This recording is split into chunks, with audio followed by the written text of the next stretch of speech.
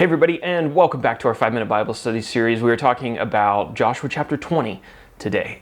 We're in the 20s. There's only 24 chapters, so we are getting close to the end of the book and wrapping things up.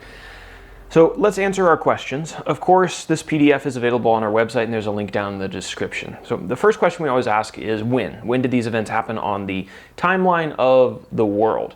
Well, the Israelites went into the Promised Land, the Canaan land, that area of the world, and they went in to conquer that land. God had promised them He would give it to them as a home. That was approximately 1450 when they entered. Then their conquest lasted about 5 to 7 years. So about 1450 years before the Messiah, Jesus, is born in Bethlehem.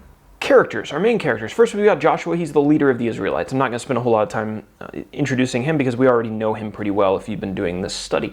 Now, we're going to talk about the manslayer. You might be familiar with this if you've done the other books with us.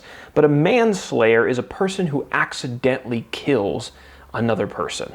Right? Maybe you accidentally drop a rock out of your window. I don't know why you have rocks in your house, but you accidentally drop a rock or maybe a pot out of your window, right? And it hits somebody on the head and kills them. Accidentally killing somebody. Manslaughter is what even I think our judicial system calls it today. And we also are going to talk about the avenger of blood. This is a person who is seeking vengeance for the manslaughter of their friend or their relative. You'll notice that I've removed the map from this first page because we're going to use our larger map on the next page. I think that one's a little bit more helpful. But as we talk about where these events took place and what this chapter centers around, Joshua chapter 20 is focused in on 6 particular cities. These are cities of refuge, which were going to be established throughout the land of Israel. There were going to be 3 of them on the west side of the Jordan River and 3 of them on the east side. Our outline for this chapter is relatively short because there's only 9 verses. And I think the reason this chapter is so short is probably because we've already talked about most of the details regarding these cities of refuge in another place, and you're already familiar with them if you've done the book of Numbers with us. So anyway, let's talk about the 9 verses.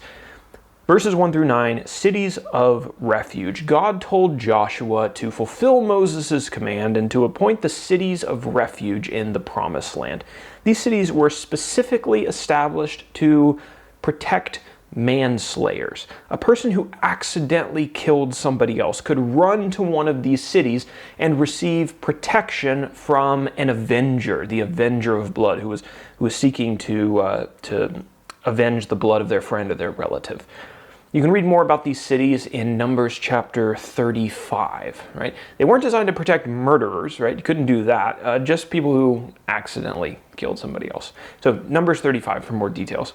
6 cities were established. Kadesh in Naphtali, Shechem in Ephraim, Hebron in Judah, Bezer in Reuben, Ramoth in Gad, and Golan in Manasseh. You'll notice they're kind of evenly spaced throughout the territory, and that's for obvious reasons. If they were all lumped together, that wouldn't be very helpful if you lived across the river someplace far away. So those are the cities of refuge. That's what Joshua 20 is all about. And as we scroll down on our map, you'll notice that the approximate location of those cities is marked with a star rather than our typical circle.